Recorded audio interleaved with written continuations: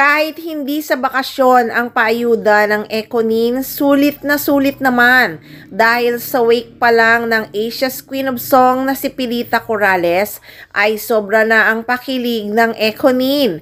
At hanggang sa burol nga rin ng nag-iisang superstar na si Nora Aunor ay kilig to the bones lalo ang Econin. Kahanga-hanga talaga si Eco. Hindi niya talaga iniiwan ang aktres. Lalo na sobrang nagdadalamhati ang aktres at magkasunod ngang namayapa ang dalawang lola niya na sikat sa mundo ng showbiz at sa buong Pilipinas. Kaya wala na talagang vacasyong naganap sa Econin na sana nga ay pambawi nila sa busy nilang buhay. Si Eco kasi galing Bicol para sa campaign rally. Nag-shoot pa ng Quezon na pelikula niya. At si Janine nga mga endorsement at shooting. Pero eto, nasa burol ng dalawang lola niya na talagang mahal ng aktres. Kaya talagang sobra-sobrang paayuda ng Econin. Kitang-kita kung gaano kamahal nila ang isa't isa.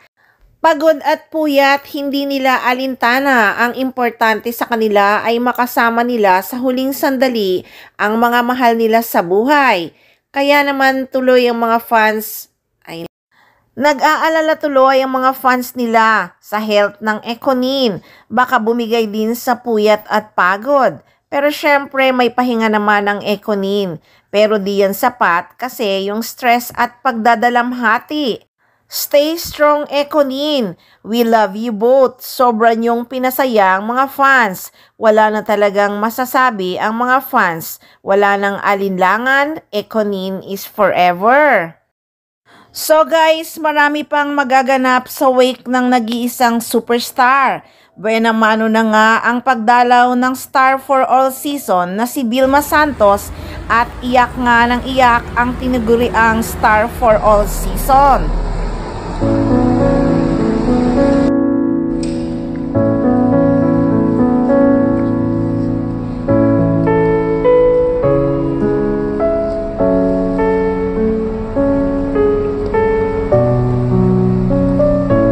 Parang kambal kasi talaga ang pangalang Vilma at Nora, Nora at Vilma. At kapag nabanggit nga ang pangalan ng isa ay automatic nakadikit na nga ang pangalan ng isa. Kaya talagang naging emotional si Vilma Santos sa pagdalaw nga kay Ate Guy. At siguradong marami pang mga bigating artista at mga politiko ang dadalaw sa burol ng nag-iisang superstar na si Nora Aunor.